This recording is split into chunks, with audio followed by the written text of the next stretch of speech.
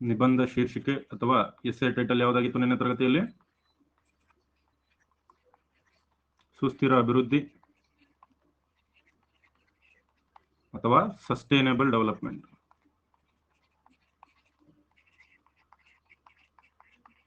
ಸುಸ್ಥಿರ ಅಭಿವೃದ್ಧಿ ಅಥವಾ ಸಸ್ಟೈನೇಬಲ್ ಡೆವಲಪ್ಮೆಂಟ್. ಓಕೆ, ಬಹಳ ಇಂಪಾರ್ಟೆಂಟ್ ಆಗಿರ್ತಕ್ಕಂಥ ಒಂದು ಟಾಪಿಕ್ ಇದು. ಯಾಕೆ ಬಹಳ ಇಂಪಾರ್ಟೆಂಟು? ಬಹಳಷ್ಟು ಬಾರಿ ಕೇಳಿದರೆ ಮುಂದೆನೂ ಕೇಳಬಹುದು. ಸೊ ನಿನ್ನೆ ತರಗತಿಯಲ್ಲಿ ಇದ್ರ ಬಗ್ಗೆ ನಾನು ಸಾಕಷ್ಟು ವಿಷಯಗಳನ್ನ ಹೇಳಿದ್ದೆ. ಎಲ್ಲಿವರೆಗೆ ಹೇಳಿದ್ದೆ ಹೇಳ್ರಿ ನೋಡೋಣ. ಎಲ್ಲಿವರೆಗೆ ಹೇಳಿದ್ದೆ ನಿನ್ನೆ? ಸುಸ್ಥಿರ ಅಭಿವೃದ್ಧಿ ಅಂದ್ರೆ ಏನು ಅನ್ನೋದನ್ನ ಹೇಳಿದ್ದೆ, ಹೌದಾ?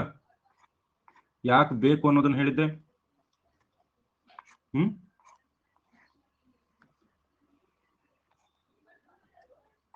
3 ವಿಷಯಗಳು ಕಂಪ್ಲೀಟ್ ಆಗಿವೆ. ಎಸ್, ಸುಸ್ಥಿರ ಅಭಿವೃದ್ಧಿಯ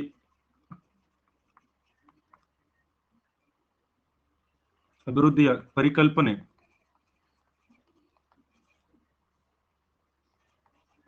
ಯಶಸ್ವಿಯಾಗಲು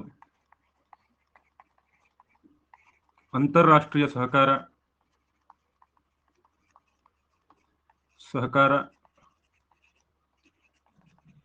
ಪ್ರಮುಖವಾಗಿದೆ. ಅಂತಾರಾಷ್ಟ್ರೀಯ ಸಹಕಾರ ಪ್ರಮುಖವಾಗಿದೆ. ರೈಟ್. 1972ರಲ್ಲಿ ನಡೆದ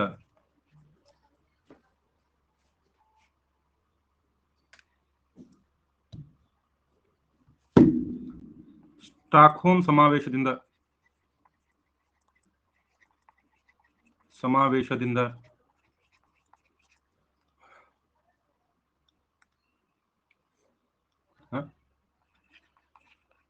ಪರಿಸರ ಸಮಸ್ಯೆಗಳು ಜಾಗತಿಕ ವೇದಿಕೆಯಲ್ಲಿ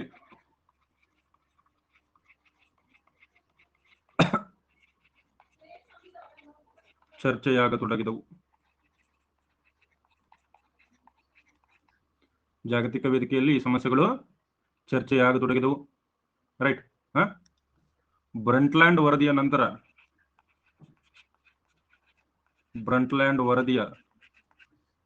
ಪರಿಣಾಮವಾಗಿ 1992ರಲ್ಲಿ ರಿಯೋ ಅರ್ತ್ ಸಮಿಟ್ ಕೂಡ ನಡೆಯಿತು.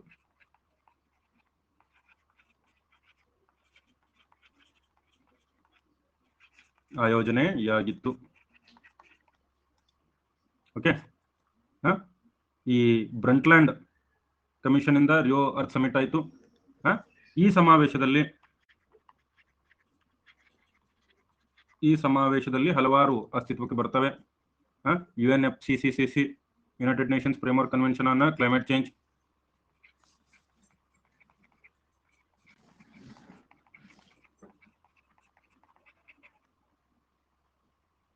United Nations Framework Convention on Climate Change.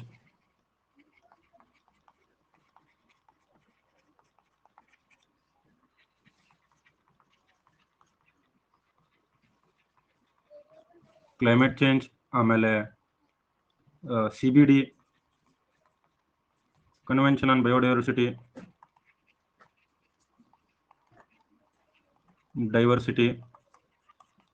ಮತ್ತೆ ಅಜೆಂಡಾ 21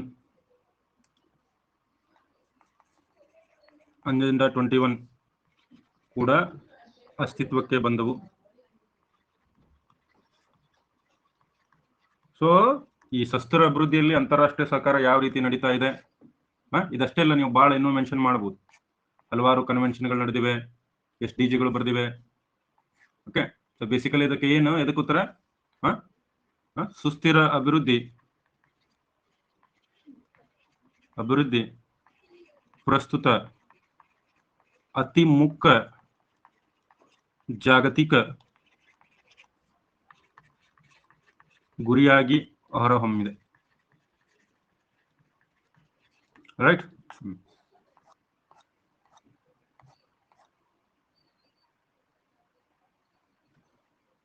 ಕ್ಲಿಯರ್ ಇದೆಯಾ? ಈ ಕೋರ್ಸ್ನಲ್ಲಿ ನಾವು ಚರ್ಚೆ ಮಾಡ್ತಾ ಇರ್ತಕ್ಕಂಥ ಕೊನೆಯ ಎಸ್ಸೆ ಇದು.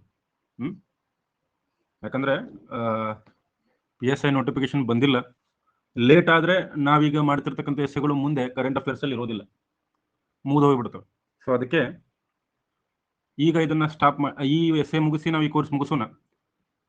ನಂತರ ಏನಿದೆ, ಯಾವಾಗ PSI ನೋಟಿಫಿಕೇಶನ್ ಆಗುತ್ತೆ ಅವಾಗ ಮತ್ತೊಂದು ಕೋರ್ಸನ್ನು ನಾನು ನಿಮಗೋಸ್ಕರ ಮಾಡ್ತೀನಿ. ಓಕೆ,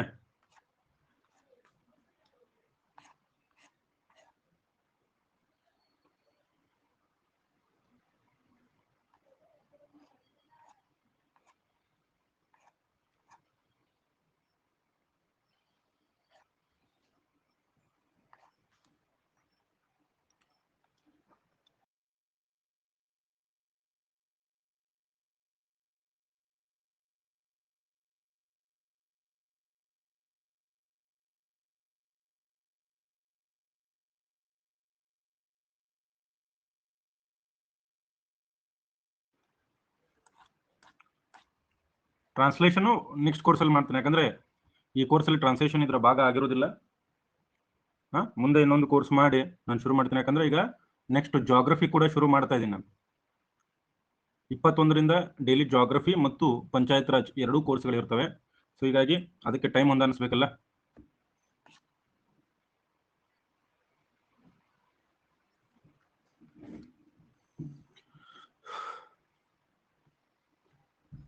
ನೆಕ್ಸ್ಟ್ ಏನ್ ಬರ್ತೀನಿ ನಾನು ಸ್ಕೆಲೆಟನ್ ಅಲ್ಲಿ?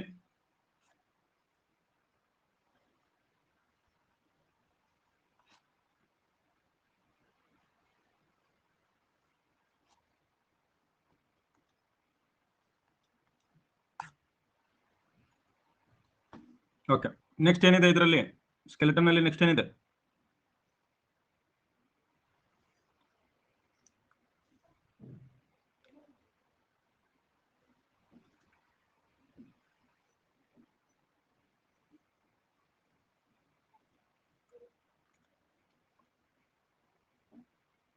ಭಾರತದ ಪಾತ್ರ. ವಿಶ್ವದಲ್ಲಿ ಸವಾಲುಗಳಿಲ್ವಾ?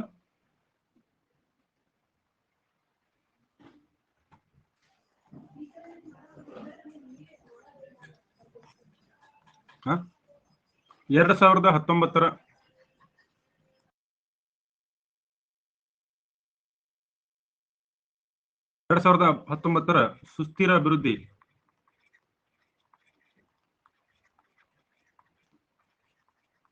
ವರದಿ ಪ್ರಕಾರ, ಸುಸ್ಥಿರ ಅಭಿವೃದ್ಧಿ ವರದಿ ಪ್ರಕಾರ ಬಡತನ ಸಾಕಷ್ಟು ಕಡಿಮೆಯಾಗಿದೆ.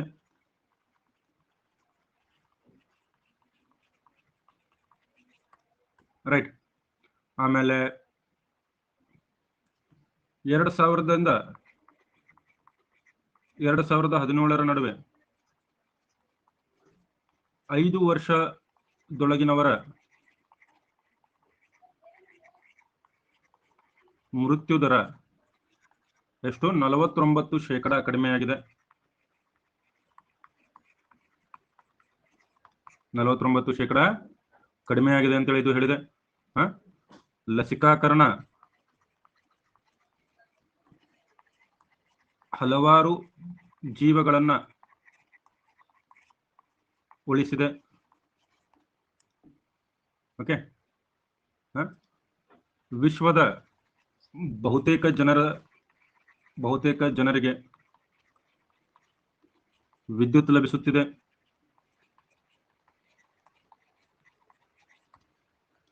ಓಕೆ, ಅದಾದ್ಮೇಲೆ ಇನ್ನು ಸಾಕಷ್ಟು ವಿಷಯಗಳನ್ನ ಹೇಳಿದ. ಸುಮಾರು 150 ದೇಶಗಳು ರಾಷ್ಟ್ರೀಯ ಮಾರ್ಗಸೂಚಿಗಳನ್ನ ರೂಪಿಸಿವೆ.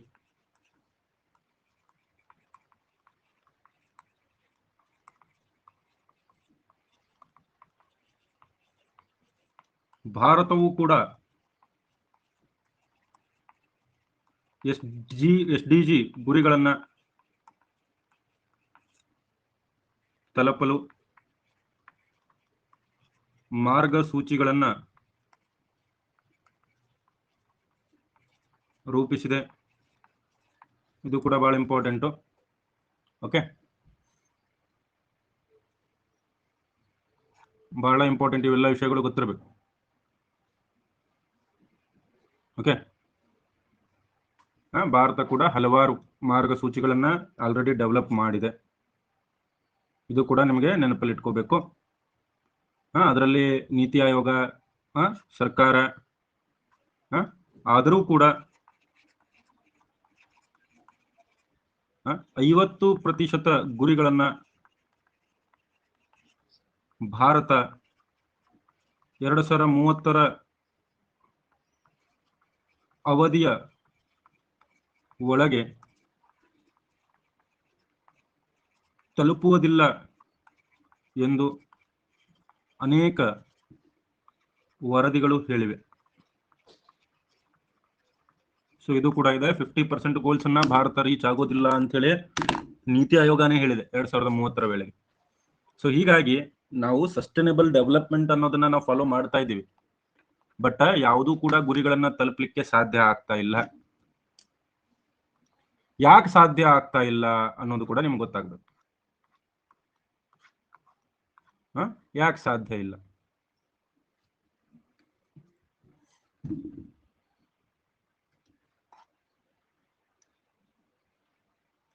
ಇದನ್ನ ಬರ್ಕೊಡ್ರಿ, ಆಮೇಲೆ ಹೇಳ್ತೀನಿ ನಿಮ್ಗೆ ಯಾಕೆ ಸಾಧ್ಯ ಆಗ್ತಾ ಇಲ್ಲ ಅಂತ.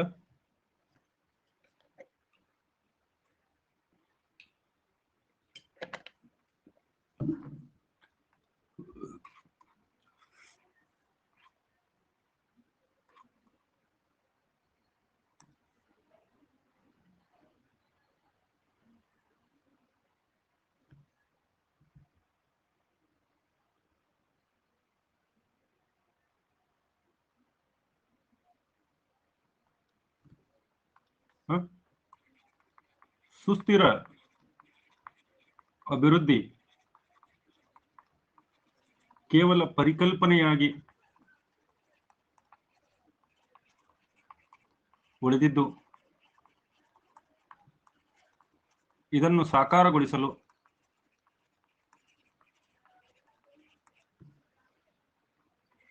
ಅನೇಕ ಸವಾಲುಗಳಿವೆ. ಈ ಸವಾಲುಗಳಲ್ಲಿ ಪ್ರಮುಖವಾದವು ಮೊದಲನೇದೇನು? ಒಟ್ಟಾರೆಯಾದ ಕಾರ್ಯಯೋಜನೆಯ ಕೊರತೆ. ಯಾವ ಮಟ್ಟದಲ್ಲಿ? ಜಾಗತಿಕ ಮಟ್ಟದಲ್ಲಿ.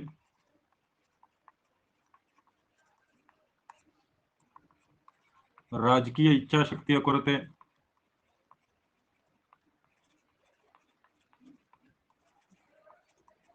ರಾಜಕೀಯ ಇಚ್ಛಾಶಕ್ತಿದು ಕೂಡ ಸಾಕಷ್ಟು ಕೊರತೆ ಇದೆ. ಕ್ಲಿಯರ್ ಇದೆಯಾ? ಉದಾಹರಣೆ ಅಂದ್ರೆ ಈ ಪ್ಯಾರಿಸ್ ಇದಿತ್ತು. ಓಕೆ. ನೆಕ್ಸ್ಟ್ ಸಂಪನ್ಮೂಲಗಳು, ವಿಶೇಷವಾಗಿ ಆರ್ಥಿಕ, ಸಾಮಾಜಿಕ, ಮಾನವ ಕೊರತೆ ಇದೆ. ಸುಸ್ಥಿರ ಅಭಿವೃದ್ಧಿ ಅನುಷ್ಠಾನದಿಂದ ಉಂಟಾಗುವ ಬಾಹ್ಯ ಸಮಸ್ಯೆಗಳು. ಮುಂದಿನ ಜನರಿಗೆ ಉಳಿಸ್ಬೇಕು ಅಂತ ಈಗಿನವರಿಗೆ ಕಷ್ಟ ಆಗಬಾರ್ದು ಅಲ್ವಾ? ರೈಟ್.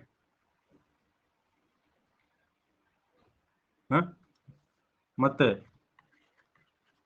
ಆಧುನಿಕ ತಂತ್ರಜ್ಞಾನ ಕೊರತೆ. ಆಧುನಿಕ ತಂತ್ರಜ್ಞಾನ ಅಂತಂದ್ರೆ ಆ ಲೆವೆಲ್ ಅಲ್ಲಿ ಸುಸ್ಥಿರ ಅಭಿವೃದ್ಧಿ.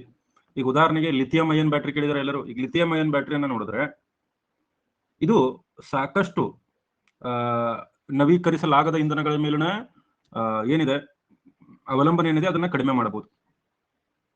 ಬಟ್ ಈಗಿನ ಟೆಕ್ನಾಲಜಿಯನ್ನ ನೋಡಿದ್ರೆ ಅದು ಲಿಥಿಯಂ ಅಯನ್ ಬ್ಯಾಟ್ರಿ ಮೊದಲನೇದಾಗಿ ಎನ್ವಿರಾನ್ಮೆಂಟಲ್ ಫ್ರೆಂಡ್ಲಿ ಅಲ್ಲ, ಆದ್ರೆ ಅದನ್ನ ಫ್ರೆಂಡ್ಲಿ ಮಾಡಬಹುದು ಅಂತ ತಂತ್ರಜ್ಞಾನ ಬೇಕು. ರೈಟ್. ಹಲವಾರು ಸಾಮಾಜಿಕ ಸಮಸ್ಯೆಗಳು ಎದುರಾಗಬಹುದು. ಸಾಮಾಜಿಕ ಸಮಸ್ಯೆಗಳು ಅಂದ್ರೆ ಉದಾಹರಣೆ ಹೇಳಿ ನೋಡೋಣ.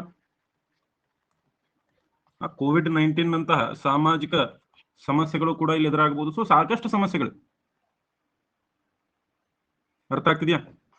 ಸೊ ಈ ರೀತಿಯಾಗಿ ಹಲವಾರು ಸಮಸ್ಯೆಗಳು ಇವೆ.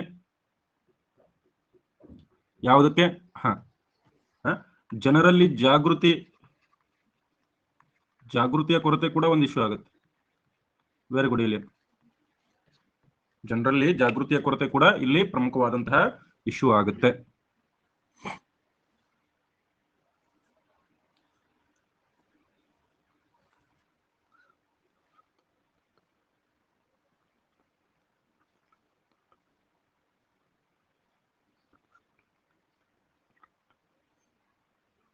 ಅಲ್ಲ, ಅವೆಲ್ಲ ಮೈನ್ಯೂಟ್. ಅಂದ್ರೆ ಏನು? ಈ ಪರಿಸರ ಸಮಸ್ಯೆಗಳು ಅಂತಂದ್ರೆ ಪರಿಸರ ಸಮಸ್ಯೆಗಳು, ಅದನ್ನ ನಾವು ಪರಿಹರಿಸಬೇಕು ಅಂತಂದ್ರೆ ಈ ಆಧುನಿಕ ತಂತ್ರಜ್ಞಾನದ ಕೊರತೆನೇ ಇದೆ. ನಾವು ಅದೆಲ್ಲ ಕವರ್ ಮಾಡ್ಬಿಟ್ಟಿದ್ವಿ. ಈಗ ಸಂಪನ್ಮೂಲ ಕೊರತೆ ಅಂದ್ರೆ ಆರ್ಥಿಕ ಸಂಪನ್ಮೂಲಗಳು, ಸಾಮಾಜಿಕ ಸಂಪನ್ಮೂಲಗಳು, ಮಾನವ ಸಂಪನ್ಮೂಲಗಳ ಕೊರತೆ ಕೂಡ ನಾವು ಎಕ್ಸ್ಪ್ಲೇನ್ ಮಾಡಿದ್ವಿ. ಇನ್ ನೆಕ್ಸ್ಟ್ ಏನ್ ನೋಡ್ಬೇಕು? ನಾವು ಮುಂದಿನ ಹಾದಿಯನ್ನ ನೋಡಬೇಕು. ರೈಟ್. ಸೊ ಅದೇ ನಮ್ಮ ಕನ್ಕ್ಲೂಷನ್ ಆಗುತ್ತೆ. ಸೊ ಏನಿದೆ ಕನ್ಕ್ಲೂಷನ್? ಸುಸ್ಥಿರ ಅಭಿವೃದ್ಧಿ ಕೇವಲ ಪರಿಕಲ್ಪನೆಯಾಗಿ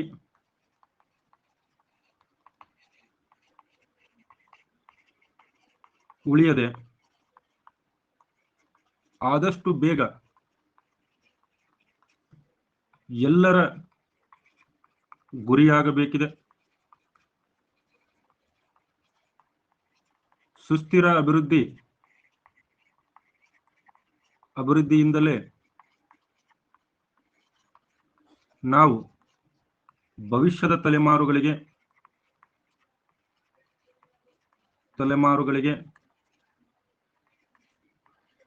ನಮ್ಮ ಗ್ರಹವನ್ನ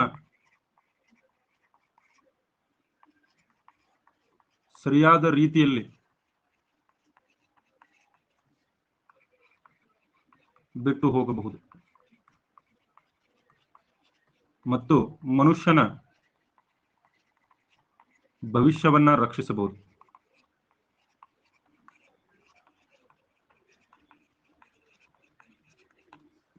ಇದಕ್ಕಾಗಿ ದೇಶಗಳಲ್ಲಿ ಪ್ರಜೆಗಳು ಭಾಗಿದಾರಿಕೆ, ರಾಜಕೀಯ ಇಚ್ಛಾಶಕ್ತಿ, ಆಧುನಿಕ ತಂತ್ರಜ್ಞಾನಗಳು,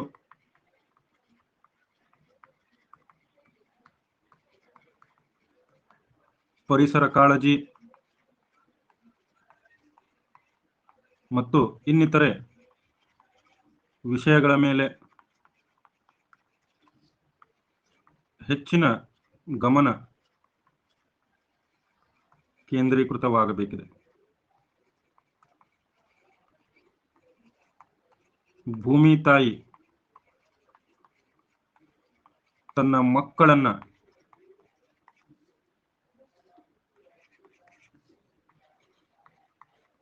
ಪೋಷಿಸುವ ಸಾಮರ್ಥ್ಯವನ್ನ ಅವಳಿಗೆ ಮರಳಿ ನೀಡಬೇಕಾಗಿದೆ.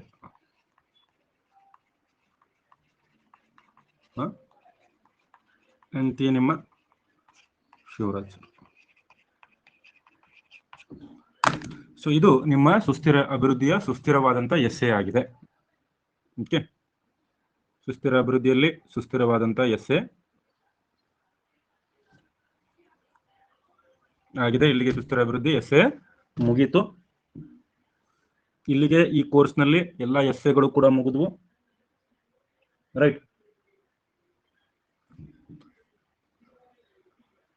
ಭೂಮಿ ತಾಯಿ ತನ್ನ ಮಕ್ಕಳನ್ನ ಪೋಷಿಸುವ ಸಾಮರ್ಥ್ಯ ಏನಿದೆ ಅವಳಿಗೆ ಮರಳಿ ನೀಡಬೇಕು. ಯಾವಾಗ ಮರಳಿ ನೀಡಬಹುದು ನಾವು? ಯಾವಾಗ ಸುಸ್ಥಿರ ಅಭಿವೃದ್ಧಿಯನ್ನ. ಇಲ್ಲಾಂದ್ರೆ ಭೂಮಿ ತಾಯಿನೇ ಬರಡಾಗ್ಬಿಡ್ತಾಳೆ. ಎಲ್ಲಾ ಸಂಪನ್ಮೂಲಗಳನ್ನ ತೆಗೆದುಕೊಂಡು ಪರಿಸರ ನಾಶ ಮಾಡಿಬಿಟ್ರೆ ಅವಳಿಗೆ ತನ್ನ ಮಕ್ಕಳನ್ನ ಪೋಷಿಸುವ ಸಾಮರ್ಥ್ಯ ಎಲ್ಲ ಉಳಿಯುತ್ತೆ. ಓಕೆ. ಬೆಂಕಿ ಅಂತ ಹೇಳ್ತಾ ಇದ್ದೀರಾ? Thank you. ಟ್ರಾನ್ಸ್ಲೇಷನ್ ಮುಂದೊಂದು ಕೋರ್ಸ್ ಮಾಡ್ತೀನಿ ನೋಡ್ರಿ. ನಿಮ್ಗೆ PSI ಎಕ್ಸಾಮ್ ಬಗ್ಗೆ ಏನೇ ಡೌಟ್ ಇದ್ರು ಈಗಲೇ ಕೈ ಎತ್ರಿ ಕೇಳ್ರಿ.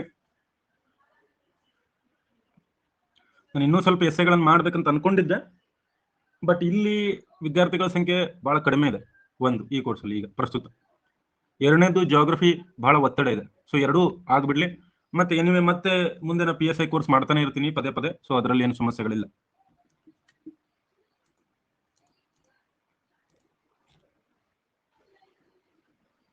ಹಲೋ ಹೇಳಿರಣ್ಣ. ಸರ್, ಪೇಪರ್ 1 ನಲ್ಲಿ ಫಸ್ಟ್ ಫ್ರೆಶ್ ಬರೋದು ನಡೀತಿದೆ ಸರ್? ಹಾ, ನೀವು ಯಾವ್ದಾದ್ರು ಬರೀಬಹುದು. ನೀವು ಫುಲ್ ಪೇಪರ್ ಇದು ಕೊಟ್ಟಿರ್ತಾರೆ, ಬುಕ್ಲೆಟ್ ಕೊಟ್ಟಿರ್ತಾರೆ ಅವರು. ನೀವು ಯಾವ ಪೇಜ್ ಬೇಕಾದ್ರೂ ಓಪನ್ ಮಾಡಿ ಏನಾದ್ರು ಬರೀಬಹುದು, ನಿಮ್ಮ ಇಷ್ಟ. ಇಲ್ರಿ, ಫಸ್ಟ್ ಫ್ರಂಟ್ ಪೇಜಿಗೆ ಫ್ರೆಶ್ ಬರೋದ ಕಂಪ್ಲೀಟ್ ಆದ್ಮೇಲೆ ಎಸ್ಸೆ ಬರೋದು ನಡೀತಲ್ರಿ? ಇಲ್ಲಪ್ಪ, ಅಲ್ಲಿ ಹಂಗೆ ಕೊಟ್ಟಿರೋದಿಲ್ಲ. ಫಸ್ಟ್ ಎಸ್ಸೆಗಷ್ಟು ಸ್ಪೇಸ್ ಕೊಟ್ಟಿರ್ತಾರೆ, ಆಮೇಲೆ ಪ್ರಿಸೈಜ್ಗೆ ಅಂತೇಳಿ ಸ್ಪೇಸ್ ಕೊಟ್ಟಿರ್ತಾರೆ, ಆಮೇಲೆ ಭಾಷಾಂತರಕ್ಕೂ ಸ್ಪೇಸ್ ಕೊಟ್ಟಿರ್ತಾರೆ. ಸರಿ ಸರ್. ಓಕೆ, ಪ್ರಿಸೈಜ್ ಅಂತೇಳಿ ಎಲ್ಲಿ ಸ್ಪೇಸ್ ಕೊಟ್ಟಿರ್ತಾರೆ ಅಲ್ಲೇ ಬರೀಬೇಕು. Thank you. ಪ್ರಿಸೈವ್ ಮಾಡಿದೀನಿ, ಎಲ್ಲಿಏನು ಪ್ರಿಸೈನು ಮಾಡಲ್ಲ. ಈ ಕೋರ್ಸ್ ಮುಗಿತಿಲ್ಲ, ಈಗ ಪ್ರಿಸೈನು ಇಲ್ಲ, ಎಸ್ಸೇನು ಇಲ್ಲ. ನೆಕ್ಸ್ಟ್ ಇನ್ನೊಂದು ಕೋರ್ಸ್ ಮಾಡ್ತೀನಿ, ಅವಾಗ ಎಲ್ಲ ಇನ್ನೊಂದ್ಸರ್ತಿ ಡೀಟೇಲ್ ಆಗಿ ಹೇಳ್ತೀನಿ. ಹಾ, PSI ಕಾಲಾಗಿಂದ. ಹಾ sir, please KS mains exam syllabus ಹೇಳಿ. ಚಿತ್ರ ಅವರೇ, ಈಗ KS ಮೇನ್ಸ್ಗೆ ಪ್ರಿಲಿಮ್ ಸಿಲೆಬಸ್ ಅಂತೂ ನಿಮ್ಗೆ ಗೊತ್ತೇ ಇದೆ, GK ಇರುತ್ತೆ, ಎಲ್ಲ ಇರುತ್ತೆ. ಅವೆಲ್ಲ ಮೇನ್ಸ್ಗೆ ಟೋಟಲ್ ನೀವು 5 ಪೇಪರ್ಗಳನ್ನ ಬರೀಬೇಕು. 2 ಕಡ್ಡಾಯ ಪೇಪರ್ಗಳನ್ನ ಬಿಟ್ಟು 5 ಪೇಪರ್ಗಳನ್ನ ಬರೀಬೇಕು. GS ಪೇಪರ್ 1, 2, 3, 4 ಮತ್ತು ಎಸ್ಸೆ ಪೇಪರ್ ಇರುತ್ತೆ KS ಕೂಡ. ಅದ್ರ ಬಗ್ಗೆ ಒಂದು ಬೇರೆ ತರಗತಿನೇ ಮಾಡೋಣ, ಯಾಕಂದ್ರೆ ಅದ್ರ ಬಗ್ಗೆ ಹೇಳ್ಬೇಕಂದ್ರೆ 1 ಗಂಟೆ ಬೇಕು. ಹೇಳ್ರಿ ಚೋಟೆ. ಹಲೋ, ನಮಸ್ತೆ ಸರ್. ಹಾ, ನಮಸ್ತೆ, ಹೇಳಮ್ಮ. ಸರ್, ಇವಾಗ ನೀವು ಬರ್ದಿರಲ್ವಾ, ಇವಾಗ ಲೈನ್ಗೆ ನಾವು ಯಾರೋ ಮಾರ್ಕ್ ಅಂಡರ್ಲೈನ್ ಮಾಡಬಹುದಾ? ಯಾವುದು? ಇವಾಗ ನಾವು ಎಸ್ಸೆ ಬರಿತೀವಲ್ಲ ಸರ್, ಹಾ, ಇವಾಗ ನಾವು ಬರ್ದಾಗ ಏನಾದ್ರೂ ಮೇನ್ ಪಾಯಿಂಟ್ ಇದ್ದಾಗ ನಾವು ಅಂಡರ್ಲೈನ್ ಮಾಡಬಹುದಾ? ಮಾಡೋ ಅವಶ್ಯಕತೆ ಇಲ್ಲಮ್ಮ. ಈಗ ಎಸ್ಸೆ ಅಂದ್ರೆ ಫುಲ್ಲು ಅವ್ರು ಓದ್ತಾರೆ, ಇವ್ಯಾಲ್ಯುವೇಟ್ರು. ಬೇಕಾದ್ರೆ ನೀವು ಮಾಡಿ, ಪರವಾಗಿಲ್ಲ. ಮಾಡೋದ್ರಿಂದ ಏನು ಮಾರ್ಕ್ಸ್ ಅಂತೂ ಕಟ್ ಮಾಡಲ್ಲ ಅವರು. ನೀವು ಮಾಡಿದ್ರು ಓಕೆ, ಮಾಡ್ಲಿಲ್ಲ ಅಂದ್ರೂ ಓಕೆ. ಅದೇ ಸರ್, ಗೊತ್ತಿಲ್ಲ, ಫಸ್ಟ್ ಟೈಮ್ ಅಲ್ಲ. ಮಾಡ್ಬೋದು, ನೋ ಪ್ರಾಬ್ಲಮ್. ಇವಾಗ ಲಾಸ್ಟ್ ಇಂತಿ ನಿಮ್ಮ ಶಿವರಾಜ್ ಸರ್ ಅಂತ ಬರ್ದಿರಲ್ಲ, ನಾವು ಅದೇ ತರ ಬರಿಬೇಕು ಸರ್. ಏನಮ್ಮ ನಿನ್ನ ಹೆಸರೇನು? ನನ್ನ ಹೆಸರು ಆಯಿಷಾ ಸರ್. ಹಾ, ಇಂತಿ ನಿಮ್ಮ ಆಯುಷಾ ಅಂತ ಬರ್ದ್ ಬಾ. ಅಲ್ಲ, 20 ಮಾರ್ಕ್ಸ್ ಕೊಡೋ ಕಡೆ 2 ಮಾರ್ಕ್ಸ್ ಕೊಡ್ತಾರೆ, ಉಲ್ಟಾ ಮಾಡೋದನ್ನ. ಅಲ್ಲ ಸರ್, ಆತರ ಬರಿಬಾರ್ದಾ? ಕೊಡಬಹುದು ಶ್ರೀ. ಎಸ್. ಹಾ, ಅದನ್ನ ನಿಮಗೆ ಬರೆಯೋದದು. Okay sir. Okay, thank you sir. Thank you. ಮರಿ ಪ್ಲಾನ್ ಮಾಡಿ ಕೇಳ್ಯಾರ ಆಯೇಷ.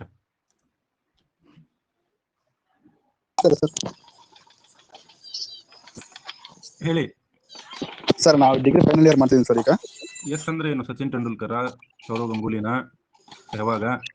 ಶಿವ್ ಸರ್. ಶಿವ್. ಓಕೆ, ಹೇಳಿ Shiv. Sir, degree final year ಮಾಡ್ತಿದ್ದೀನಿ ನಾನು. ಓಕೆ ಸರ್, ಈಗ ನಾನು PSI ಪ್ರಿಪರೇಷನ್ ಮಾಡ್ಬೇಕಂತ ಸರ್. ಈಗ ಓಕೆ, ಮುಂಚೆ ಕ್ಲಾಸ್ ನಿಮ್ಮೆಲ್ಲ ಕೇಳಿದ್ದೀನಿ ಸರ್. ನಾನು ತುಂಬಾ ಚೆನ್ನಾಗಿರ್ತದೆ ಸರ್. Thank you. ಈಗ ಪ್ರಿಪರೇಷನ್ ಯಾವ ತರ ಮಾಡ್ಬೇಕು ಸರ್? ನಾನೀಗ ಏನಿಲ್ಲ, ಈಗ ನೋಡ್ರಿ, PSI ಪ್ರಿಪರೇಷನ್ ಮಾಡ್ಬೇಕಂದ್ರೆ 100 ಮಾರ್ಕ್ಸ್ 50 ಮಾರ್ಕ್ಸ್ ಅಂತೂ ನಾನು ಕೋರ್ಸ್ ಮಾಡಿದ್ರೆ ಸಾಕು. 100 ಮಾರ್ಕ್ಸ್ಗೆ GK ಇರುತ್ತೆ. GK ನಲ್ಲಿ ನಿಮಗೆ history, geography, polity, environment, economy ಎಲ್ಲ, ಮತ್ತು ಕರೆಂಟ್ ಅಫೇರ್ಸ್, ಸೈನ್ಸ್, ಟೆಕ್ನಾಲಜಿ ಎಲ್ಲ ಬರುತ್ತೆ. ಸೊ ಆ ಸಬ್ಜೆಕ್ಟ್ಗಳು ಏನೇನಿದೆ ನೀಟಾಗಿ ಸಿಲೆಬಸ್ ಕವರ್ ಮಾಡ್ತಾ ಬಂದು, ಕರೆಂಟ್ ಅಫೇರ್ಸ್ ಮೇಲೂ ಕೂಡ ಅಷ್ಟೇ ಒತ್ತು ಕೊಟ್ಟು ಪೇಪರ್ 1 ನೋಡಿದ್ರೆ ಮುಗಿದೋಯ್ತು. ಅದಕ್ಕೆ ಹೇಳಿ ಸರ್. ಹಾ, ಒಳ್ಳೆ ಟೆಸ್ಟ್ ಸೀರೀಸ್ಗಳನ್ನ ಬರೀರಿ, ಕ್ವಶನ್ ಆನ್ಸರ್ಗಳನ್ನ, MCQಗಳನ್ನ ಅಟೆಂಡ್ ಮಾಡಿ. ಎಷ್ಟು ಸರ್ತಿ ನೀವು ಸಿಲೆಬಸ್ ಮುಗಿಸಿ ರಿವಿಷನ್ ಮಾಡ್ತೀರಿ, ಅಷ್ಟು ಸರ್ತಿ ನಿಮಗೆ ಹೆಲ್ಪ್ ಆಗುತ್ತೆ. Okay, thank you. Thank you. Anything else?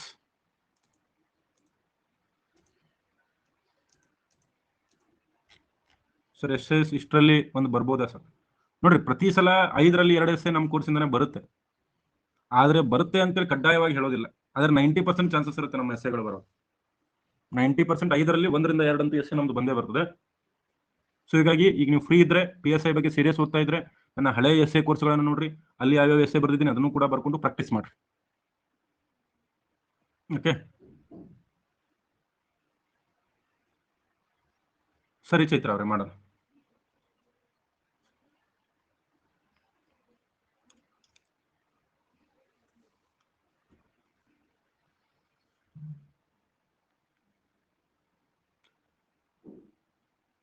ಹಳೆ ಕ್ಲಾಸು ನನ್ನ ಪ್ರೊಫೈಲಲ್ಲಿ ಹೋಗಿ ನೀವು ಬ್ಯಾಚ್ ಕೋರ್ಸ್ ಅಂತೇಳಿ, ಪ್ಲಸ್ ಕೋರ್ಸಸ್ ಅಂತೇಳಿ ನೋಡಿದಾಗ ಅಲ್ಲಿ ಕ್ಲಿಕ್ ಮಾಡಿದ್ರೆ ಕೆಳಗಡೆ ಹೋದಂಗೆ ನಿಮ್ಗೆ ಕಾಣಿಸ್ತದೆ. Anything else? ಈಗ ಕೇಳ್ಬಿಟ್ರಿ. ಹಾ,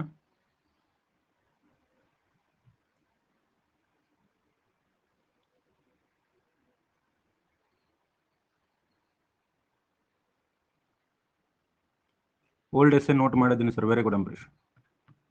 ಯಾರ್ಯಾರು ಮಾಡಿಲ್ಲ ಅವ್ರು ಮಾಡ್ರಿ. ಯಾಕಂದ್ರೆ ನೀವು ಇಲ್ಲಿ 20-30 ಜನ ಕ್ಲಾಸ್ ನೋಡ್ತಾ ಇದ್ರೆ ನನಗೇನು ಅರ್ಥ ಅನ್ನಿಸ್ತಿಲ್ಲ. ಇದು ಯಾವತ್ತು ನಮ್ಮ ಪ್ಲಸ್ ಕ್ಲಾಸ್ನಲ್ಲಿ ಯಾವಾಗಿದ್ರು 200-300 ಜನ ಸ್ಟ್ರೆಂತ್ ಇರೋದು. PSI ಅದು ಕೋರ್ಟ್ ಕೇಸ್ ಇರೋದ್ರಿಂದ ಹುಡುಗರು ಬರ್ತಾನೆ ಇಲ್ಲ. ಸೊ ಹಿಂಗಾಗಿ ಸ್ವಲ್ಪ ವೇಟ್ ಮಾಡೋಣ. ಸೊ ಯಾರ್ಯಾರು ಈಗ ನೆಕ್ಸ್ಟ್ ಕರ್ನಾಟಕ ಜಿಯೋಗ್ರಫಿ ನಾನು 21ನೇ ತಾರೀಕಿಂದ ಶುರು ಮಾಡ್ತೀನಿ. ಜುಲೈ 20ರಿಂದ PDO ಬ್ಯಾಚ್ ಇದೆ. ಜುಲೈ 21ರಿಂದ ಇಂಡಿಯನ್ ಜಿಯೋಗ್ರಫಿ ಶುರು ಮಾಡಿಬಿಡೋಣ. ಇಂಡಿಯನ್ ಜಿಯೋ ಕೋರ್ಸನ್ನ ಶುರು ಮಾಡಿಬಿಡೋಣ. ಇದು 6:30ರಿಂದ 8ಕ್ಕಿದ್ರೆ ಇದನ್ನ 3:30ರಿಂದ 5:00ವರೆಗೂ ಮಾಡೋಣ. 3:30 to 5 PM. ಓಕೆ ಅಲ್ವಾ? ಇಂಡಿಯನ್ ಜಿಯೋಗ್ರಫಿ 3:30 to 5 PM ಮಾಡೋಣ. ಓಕೆ ಅಂಬರೀಶ್ ಅವರೇ, ವೆರಿ ಗುಡ್, ಎಕ್ಸಲೆಂಟ್. ಮೈಸೂರು ಬಂದಾಗ ಹೇಳ್ತೀನಿ, ಏನಾದರೂ ಅನುಕೂಲ ಮಾಡಿಕೊಡೋರಂತ. ಮಾಡಿಕೊಡ್ತಿರಲ್ಲ ಅಂಬರೀಶ್? ಎಸ್.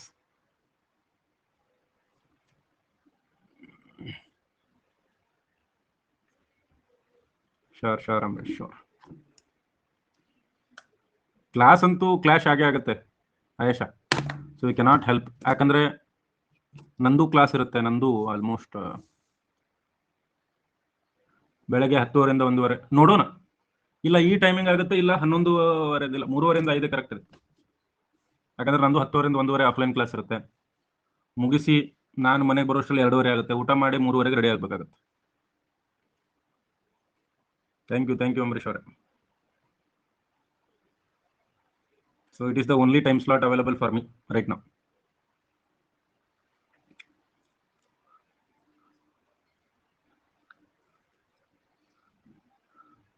ಅಂಕಿತಾ, ಏನು ನಿಮ್ಮ ಕ್ವಶನ್ ಏನು?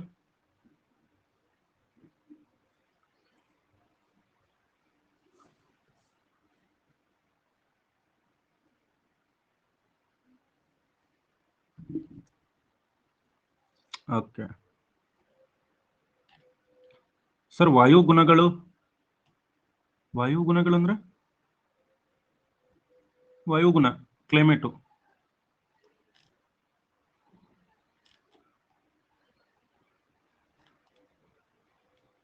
ಮಾರ್ನಿಂಗ್ ಟೈಮ್ ಮಾಡಿ ಸರ್. ಮಾರ್ನಿಂಗ್ 10:30. ನಾನು 10:30 ಕ್ಲಾಸಿಗೆ ಹೇಳೋದೇ 9 ಗಂಟೆಗೆ.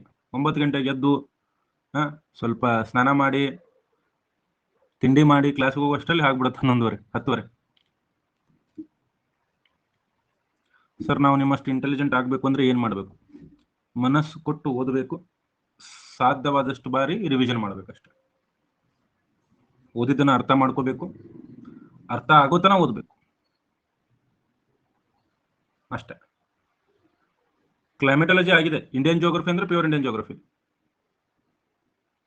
ಏನಿಲ್ಲ, ಎಲ್ಲರೂ ಸಾಮಾನ್ಯರೇ. ನಾನು ಸಾಮಾನ್ಯ, ನೀವು ಸಾಮಾನ್ಯ, ಎಲ್ಲರೂ ಸಾಮಾನ್ಯರೇ. ನಾವು ಹಲವಾರು ಬಾರಿ 10 ಹಲವಾರು ಪುಸ್ತಕಗಳನ್ನು ಓದಿ ಅದನ್ನ ಅರ್ಥ ಮಾಡಿಕೊಂಡು ರಿವಿಷನ್ ಮಾಡಿ ಸ್ವಲ್ಪ ನಮಗೆ ಜ್ಞಾನ ಇದೆ ಅಂತ ಅನ್ಸುತ್ತೆ ಅಷ್ಟೇ. At the end of the day, it is still the same. PSI ಆಗಲೇಬೇಕು. ಈ ಛಲ ಇರಬೇಕು. ಆಗ್ಲೇಬೇಕು ಅನ್ನೋ ಛಲ ಇದ್ರೆ ಗೊತ್ತಾಗ್ಬಿಡುತ್ತೆ. ಎಲ್ಲರೂ ಹೇಳಿದನಲ್ಲ, PSI ಪೇಪರ್ 1ಗೆ ನಾನು ಯಾವ್ಯಾವ ಕೋರ್ಸ್ಗಳಿವೆ ಎಲ್ಲಾ ಕೋರ್ಸ್ಗಳನ್ನ ನೋಡ್ರಿ, ಹಿಂದಿನ ಹಳೆವು. ಪೇಪರ್ 1 ಚಿಂತೆ ಬಿಟ್ಟುಬಿಡ್ರಿ. GK ಸಬ್ಜೆಕ್ಟ್ಗಳನ್ನ ನೀಟಾಗಿ ಓದ್ಕೊಂಡ್ಬಿಟ್ರಿ ಸಾಕು.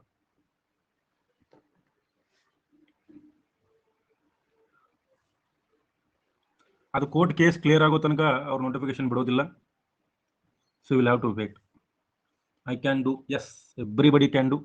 ಸೊ ಆ ಒಂದು ಕಾನ್ಫಿಡೆನ್ಸ್ ಇರಲಿ ನಿಮ್ಮಲ್ಲಿ, ಸ್ಥೈರ್ಯ ಇರಲಿ, ಆತ್ಮಸ್ಥೈರ್ಯ ಇರಲಿ. ಪ್ರದೀಪ್ ಅವರೇ, ಈಗ ಪ್ರಸ್ತುತ ಏನ್ ಮಾಡ್ರಿ, ಹಳೆ ಕೋರ್ಸ್ಗಳಿವೆ ನಂದು ಟ್ರಾನ್ಸ್ಲೇಷನ್ದು. ಸೊ ಈ ಟ್ರಾನ್ಸ್ಲೇಷನ್ ಹಳೆ ಕೋರ್ಸ್ಗಳನ್ನು ನೋಡ್ರಿ. ನೆಕ್ಸ್ಟ್ ನಾನು ನೋಟಿಫಿಕೇಶನ್ ಕೋರ್ಟ್ ಕೇಸ್ ಕ್ಲಿಯರ್ ಆದ ತಕ್ಷಣ ಮತ್ತೊಮ್ಮೆ PSI ಪೇಪರ್ 1 ಕೋರ್ಸ್ ಲಾಂಚ್ ಮಾಡ್ತೀನಿ. ಡನ್.